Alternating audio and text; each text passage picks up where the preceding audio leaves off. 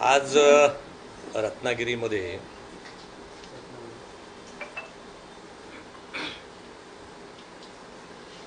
जे लोकसभेच्या निवडणुकीला आम्ही जनतेला आश्वासित केलं होतं,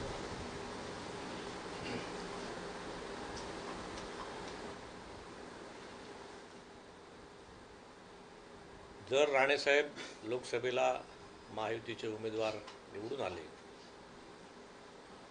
केंद्रात आमचं सरकार बसलं, मोदी साहेब पुन्हा पंतप्रधान झाले,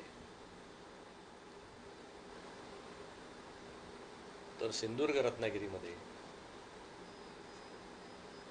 रोजगाराचं नवीन पर्व सुरू होईल. त्या दृष्टीने आम्ही प्रयत्न करू. लोकांकडे आम्ही खासदार मागितले, लोकांकडे आम्ही कालच्या विधानसभेत आमदार मागितले, लोकांनी भरभरून आम्हाला मतं दिली. लोकांनी केंद्रात आमचे पंतप्रधान बसवले, राज्यात मुख्यमंत्री बसवले. आता कोकणात जे गेले अनेक वर्ष रोजगाराच्या निमित्ताने स्थलांतरण होते, ते थांबवण्यासाठी कोकणामध्ये आता प्रकल्प यायलाच हवेत, रोजगार निर्माण व्हायलाच हवा, या उद्देशाने आम्ही कामाला लागलेलो आहोत. आणि त्याची सुरुवात म्हणून जो केंद्रातनं राज्यात आलेला आणि राज्यातून राजापूरमध्ये आलेला जो रिफायनरीचा प्रकल्प आहे, ज्याच्यातून 1.5-2 लाख पोरांना रोजगार मिळण्याची शाश्वती आहे. आमच्या 100-150 किलोमीटरच्या समुद्राचा योग्य उपयोग होऊन बंदरं विकास होणार आहे. अशा प्रकल्पाची मागणी आम्ही पुन्हा जोरदारपणे करण्यासाठी येत्या अधिवेशनामध्ये माननीय मुख्यमंत्री देवेंद्रजी फडणवीस यांना कोकणातल्या सगळ्या आमदारांसह, खासदार आमचे सन्माननीय राणे साहेबांसह भेटणार आहोत. माननीय रवींद्रजी चव्हाण आम्हाला हा विषय पूर्णत्वास नेण्यासाठी पूर्णपणे मदत करतायत. आणि लवकरच महाराष्ट्रामधला हा विषय जागेचा मिटवून केंद्राकडे या भाजप आणि महायुतीच्या सगळ्या मंडळींच्या माध्यमातून पाठपुरावा करून 2017 पासून रखडलेल्या या प्रकल्पाला पुन्हा पाय फोडण्याचे, पुन्हा चाल देण्याचं काम आम्ही करण्याचं ठरवलेलं आहे. ही आश्वासनाच्या पूर्तीकडे जाण्याचं एक काम आहे. त्यासाठी आम्ही आज काही निवडक मंडळी याचं स्ट्रॅटेजी प्लॅनिंग करण्यासाठी म्हणून आज या ठिकाणी बसलो होतो. काही मंडळींनी, काही आमची मंडळी या ठिकाणी आली निवडक, काही फोनवरून त्यांनी लग्नात मोसम असल्यामुळे अनेक ठिकाणी गेलेत, काही मुंबईत गेलेत. पण लवकरच 16 तारखेपासून होणाऱ्या नागपूर अधिवेशनामध्ये सर्व मंडळींनी, सर्व आमदारांना सोबत घेऊन, खासदार माननीय नारायण राणेसाहेब आणि रवींद्र चव्हाण यांच्या नेतृत्वाखाली आम्ही माननीय मुख्यमंत्री देवेंद्रजी फडणवीस यांना भेटणार आहोत. आणि त्यांनी जी घोषणा महाराष्ट्राचा मुख्यमंत्री झाल्यानंतर जी दिली आहे की महाराष्ट्र आता थांबणार नाही, हा जो संदेश त्यांनी महाराष्ट्रात दिलाय, आता कोकण सुद्धा थांबणार नाही, कोकण सुद्धा विकासाच्या, रोजगाराच्या दिशेने जाईल. त्याचं एक चिंतन बैठक आम्ही आज या ठिकाणी घेतली होती. आमचे अनेक सहकारी या ठिकाणी आहेत. मी त्यांची नावं राजापूरमधलीच आहेत, रत्नागिरीतली आहेत, काही लोक इतर ठिकाणी गेली. पण या सगळ्यांनी आम्ही आमचं आता निश्चित केलं आहे की 16 तारखेनंतर येणाऱ्या अधिवेशनामध्ये याला पुन्हा वाचा फोडायची आणि रोजगाराचं जे दालन, जे पर्व पुन्हा कोकणामध्ये सुरू होईल. जे स्थलांतरण 80% जी घरं बंद आहेत ती पुन्हा उघडावीत, बंदरांचा विकास आणि त्या रिफायनरीच्या माध्यमातून 1.5-2 लाख पोरांना रोजगार, हे उद्दिष्ट ठेवून आम्ही कामाला लागलेलो आहोत. म्हणून आज या ठिकाणी आपल्याला निमंत्रित केले.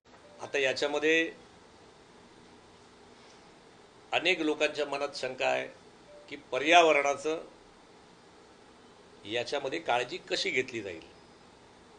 म्हणून आमचा आग्रह राहणार आहे की पर्यावरणाची पूर्ण काळजी घेऊन युरो 6चे सगळे गोष्टीचा अवलंब करून हा प्रकल्प या ठिकाणी व्हावा, रोजगार अभिमुख असलेला प्रकल्प व्हावा क्रमांक 1.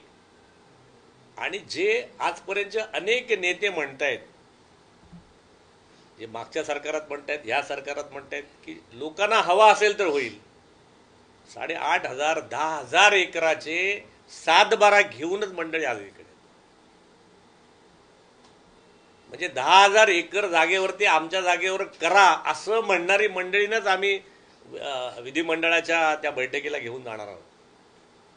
म्हणजे लोकांचा जो आग्रह आहे ना, लोकांना हवा असेल तर होईल, म्हणजे ज्यांच्या जमिनी आहेत असे सगळे आमचे शेतकरी बांधव ज्यांचे 10,000 एकराचं ज्या भागातलं तेच येतील आणि आमच्या जागेमध्ये हा प्रकल्प करा असा आग्रह त्या ठिकाणी करतील. म्हणजेच ज्यांचा काही पापड मोडतोय की लोकांना हवा असला तर होईल, लोकांना नको तर नाही होणार, ज्यांच्या जागा जात आहेत तेच लोक हो म्हणणार आहेत. अशा प्रकारचं शिष्टमंडळ आम्ही लवकरच माननीय मुख्यमंत्र्यांच्या भेटीला जाणार आहोत.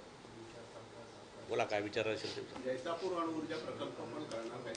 नाही, आज आपला रिफायनरीचा विषय नाही. आज आम्ही त्या ह्याच्यासाठी आम्ही सगळे जमलो, त्याची समिती निराळ आहे, मग त्यांना आणखीन घेऊन परत.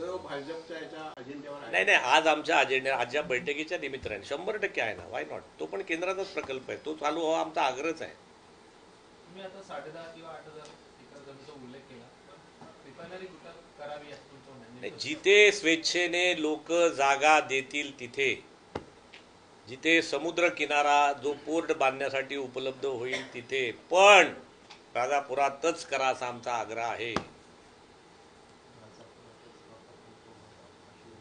आता या ठिकाणी आमचे कोण कोण आलेत ते पण सांगतो, आमचा परिचय करून देतील. तावडे, तुमची किती जागा आहे? स्वतःची 150 एकर जागा आहे, द्यायला तयार आहे. माझं इतर मंडळींना पण चांगलं आहे, माझं काही सामंत बंधूंचं माझं काही हे नाही आहे. उलट आम्ही त्यांना पण कन्व्हिन्स करू, ते पण बरोबर येतील. त्यांचं म्हणणं काय, लोकांना हवा असेल तर होईल, त्यांना पण त्या विचारात येतील, ते पण असतील त्या बैठकीत. सगळ्यांच्या शंकाचं निरसन करून, अगदी विरोधी पक्षाची मंडळी असली त्यांचं पण शंकाचं निरसन करू आणि हा प्रकल्प व्हावा. हा जो आमचा 2017 पासूनचा आग्रह आहे, गेले 10 वर्ष आम्ही लढतो आहोत. 2 पिढ्यांचं नुकसान झालेलं आहे. तरुण पोरं शाळेतनं बाहेर पडतायत इंजिनियर होऊन, अनेक पदवी घेऊन, त्या लोकांना इथे रोजगार उपलब्ध नाही. आता कोकणातला रोजगार कोकणानेच निर्माण करावा, आपल्या पोरांना सांभाळायला मुंबई आणि पुण्यात जाण्याची वेळ येऊ नये असं आमचं आग्रहाचं मागणं या आमच्या माननीय मुख्यमंत्री देवेंद्रजी फडणवीस यांच्याकडे आग्रहाचं राहणार आहे. आणि त्यांच्या सोबतीने, नारायण राणे साहेबांच्या सोबतीने, रवी चव्हाणांच्या सोबतीने, माननीय उदयजी सामंतांच्या सोबतीने, किरण सामंतांच्या सोबतीने, सगळ्यांच्या सब समाज को लिए साथ में आगे है बढ़ते जाना, या न्यायाने आम्ही हा प्रकल्प मार्गी लावण्याचा प्रयत्न करणार आहोत. स्थानिक आमदार म्हणतात की रिफायनरी विषय माझ्यासाठी संपलेला आहे. आता त्यांच्यासाठी जरी असं ते म्हणले असतील तरी आम्ही त्यांना कन्व्हिन्स करू आणि पुन्हा सुरू करू. हा फक्त राजापूर विधानसभेपुरता मर्यादित नाही, हा कोकणाच्या कल्याणाचा विषय आहे. त्यामुळे आम्हाला विश्वास आहे, आम्ही स्थानिक आमदारांना सुद्धा विश्वासात घेऊ. जिकडे राजन साळवी कन्व्हिन्स झाले होते तिथे किरण सामंत कन्व्हिन्स व्हायला काय कठीण आहे? राजन साळवी कन्व्हिन्स होतेच की, झालेच होते की, त्यांनीच तर सांगितलं. त्यामुळे किरण सामंत तर आमचेच आहेत, त्यांना योग्य प्रकारे पटवून त्यांच्या शंकांचं निरसन केलं आणि हे सगळ्यांशी बोलून माननीय मुख्यमंत्र्यांकडेच आम्ही बसणार आहोत. आणि मुख्यमंत्र्यांचा सुद्धा आग्रह आहे हा प्रकल्प व्हावा, तो पुन्हा एकदा याला चालना देण्याचं काम आम्ही करू. नंदू, तुला काय बोलायचं? साहेब, बारसूमध्ये सॉइल टेस्टिंग केली होती, त्याचा अहवाल पॉझिटिव्ह आला की निगेटिव्ह आला? नाही, तो आता अहवाल आम्ही घेतलेला नाही, कारण त्याच्यानंतर तो विषयच बंद झाला, बरोबर ना. तो निवडणुकीनंतर करायचं असं ठरलं. माझं तर म्हणणं आहे, काही लोकांना असं पण वाटेल नाणारला व्हावा का बारसूला व्हावा, असं पण असू शकतं. मी जामनगरचा तुम्ही जर अभ्यास केलात तर जामनगरमध्ये 5,000 एकरामध्ये बागायती आहे, ग्रीन कव्हर आहे. 3,500 एकरामध्ये देशातले जे प्राणी आहेत, ज्याला अपघातात झालेले, हत्ती असेल, वाघ असेल, जे काय म्हणतो आपण त्याला, त्याचं प्राण्यांचं हॉस्पिटल केलं आहे 3,500 एकरामध्ये. आणि अनंत अंबानी त्यांचा जो मुलगा आहे तो स्वतः ते बघतो, कधी गुगलवर जाऊन बघा. 3,500 म्हणजे नुसतंच काय नानार भागामध्ये प्रकल्प होईल का बारसूत? माझं तर म्हणण्या सगळ्या भागामध्ये काही नाही काही आस्थापना होतील. 100 MSME देतील, कारण 6,000 प्रोडक्ट याच्यापासून तयार होतात. सगळ्यात मोठं म्हणजे आपण ज्या बिस्लरीच्या बाटलीतनं पाणी पितो ना, ते सुद्धा क्रूड ऑइल आहे. त्याचा रेट जामनगर ठरवते. म्हणजे एका प्रकल्पावरती अंबानी कुटुंबीय जगातलं 1 नंबर श्रीमंत झालं. माझं कोकण श्रीमंत व्हायचं असेल तर आम्हाला या प्रकल्पाची गरज आहे. माझ्या कोकणातली पोरं, त्यांची घरं, त्यांना रोजगार मिळाला पाहिजे. ती कुटुंब श्रीमंत झाली पाहिजे. एक अंबानी श्रीमंत होऊन चालणार नाही. त्यामुळे एक प्रकल्पाची ताकद लक्षात घ्या. एका जामनगरवरती जगातला श्रीमंत हा माणूस झाला. आणि जर कोकणातला आपण हा जर सरकारी प्रकल्प आहे, सावकारी नाही, तर सरकारच्या माध्यमातून रोजगार देऊन सगळं सिंधुदुर्ग रत्नागिरी आपला लोकसभा सुजलाम सुफलाम करण्याचा हा प्रकल्प आहे. म्हणून ज्यांचं अजून, म्हणून पर्यावरणात याने सांगितलं, जागेचं त्याने सांगितलं, ज्यांनी काम केलं त्याने सांगितलं. पुन्हा एकदा याला चालना देण्याचं काम माननीय मुख्यमंत्री देवेंद्रजी फडणवीस पुन्हा मुख्यमंत्री झाल्यामुळे आमच्या आशा पल्लवित झालेल्या आहेत. आणि त्यांनी आल्या आल्या आम्हाला संदेश दिलेला आहे, अब महाराष्ट्र रुकेगा नाही. आता महाराष्ट्र थांबणार नाही, तो विकासाच्या दिशेने जाईल. आमच्या आशा पल्लवित झालेल्या आहेत. आम्ही पुन्हा एकदा त्यांना भेटणार आहोत. आणि काय कोणाला विचार? नाही, आता नाही, प्रेस चालू आहे. बोला. नाही नाही, त्यांचं काय सर.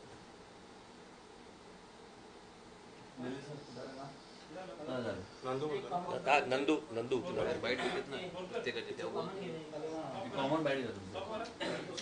हे देत आहेत ना, सगळे बाईट देत आहेत. बोला.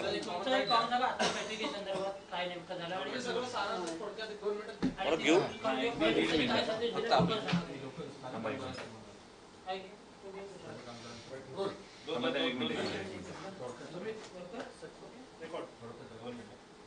रेडी सगळे. आज रत्नागिरीमध्ये होऊ घातलेल्या किंवा येणाऱ्या किंवा प्रायोजित असलेल्या रिफायनरी प्रकल्पाचं पुन्हा त्या ठिकाणी माननीय मुख्यमंत्री देवेंद्र फडणवीस साहेबांना भेटून येणाऱ्या अधिवेशनामध्ये हा मुद्दा मांडण्यासाठी आग्रह करणे आणि पुढील वर्षभरामध्ये हा प्रकल्प पुन्हा सुरू होईल यासाठी आमच्या सगळ्या रिफायनरी समर्थकांची बैठक होती. या बैठकीमध्ये ज्यांच्या जागा, ज्यांना हवा आहे अशीच मंडळी आणि ज्यांच्या जागा आहेत अशा मंडळींचं आम्ही एक गट माननीय मुख्यमंत्र्यांना भेटणार आहोत. नारायण राणे साहेबांच्या मदतीने, माननीय रवींद्र चव्हाणांच्या मदतीने, माननीय उदय सामंतांच्या मदतीने, आमच्या सगळ्या आमदारांच्या मदतीने आपण जाणार आहोत. देवेंद्र फडणवीस साहेब पुन्हा मुख्यमंत्री झाल्यामुळे आणि त्यांनी जो संदेश दिलाय, महाराष्ट्र नाही रुकेगा, महाराष्ट्र आता थांबणार नाही, आम्हाला आता कोकण सुद्धा थांबणार नाही, कोकणाच्या पोरांना सुद्धा रोजगार हवा आहे, ह्याचा आम्ही आग्रह ठेवणार आहोत. आणि केंद्रात सरकार आलं, खासदार आमचे निवडून आले, आमदार आले, आता आमची जबाबदारी आहे की आमच्या पोरांना, या कोकणातल्या कुटुंबातल्या पोरांना रोजगार देण्याची जबाबदारी आता सरकारची आहे. त्याच्यासाठी आम्ही फडणवीस साहेबांना भेटणार आहोत असा आम्ही निश्चय केला. 16 नंतर आम्ही सगळे नागपूरला जाऊ, प्रत्यक्ष भेट घेऊ आणि आग्रहाने सांगू की आमच्या कोकणाला आम्ही आमदार दिले, आम्ही खासदार दिले, आता माननीय मुख्यमंत्रीजी आता आम्हाला रोजगार द्या, याच्या मागणीसाठी आम्ही जाणार आहोत. हा प्रकल्प महाराष्ट्राबाहेर चालला अशी मध्यंतरी बातमी आली, त्या संदर्भात काय माहिती घेऊ? महाराष्ट्राच्या बाहेर तो जामनगरमध्ये ऑलरेडी आहे, पण आपण जर केला नाही तो आंध्रला जाईल, तो पुन्हा गुजरातला जाईल. ज्या ठिकाणी समुद्र किनारा आहे त्या ठिकाणी हा प्रकल्प उभा राहील. कारण या देशाला क्रूड ऑइलमध्ये आणि त्याच्यावरच्या पेट्रोलियम प्रोडक्टमध्ये स्वयंपूर्णता आणायची आहे.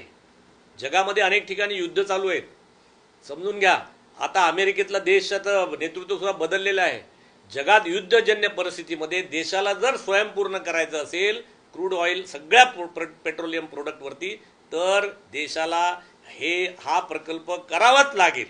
तो आम्ही नाही केला तर या कुठल्या तरी राज्यात तो होणार आणि मग आपण बोलत राहू की प्रकल्प बाहेर गेला म्हणून. त्यामुळे येणारा प्रकल्प घालवायचा आणि गेलेल्या प्रकल्पाबद्दल नंतर बोंबाम करणे विरोधी पक्षाचं काम आहे. आम्हाला त्या भानगडीत पडायचं नाही. आम्हाला प्रकल्प हवाय, आम्हाला रोजगार हवाय, आम्ही खासदार दिले, आम्ही आमदार दिले, तुम्ही आम्हाला रोजगार द्या, हीच आमची मागणी आहे. असंही समजते की आरामको कंपनीने या प्रकल्पामधून आपला पाठिंबा काढलेला आहे. आता नक्की काय प्रकल्पासाठी कोण कोणीही पाठिंबा काढलेला नाही.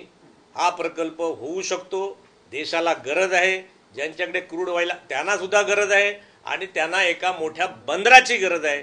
जे बंदर सिंधुदुर्ग आणि रत्नागिरीला किनारा लाभलेला आहे. त्यामुळे सगळ्यांना या प्रकल्पाची आणि या सगळ्या गोष्टीची गरज आहे.